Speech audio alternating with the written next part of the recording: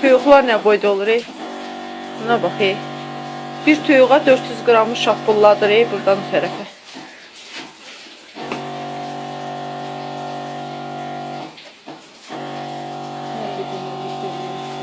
O birisini elə, o birisini elə. Bəs, bəs, o birisini elə.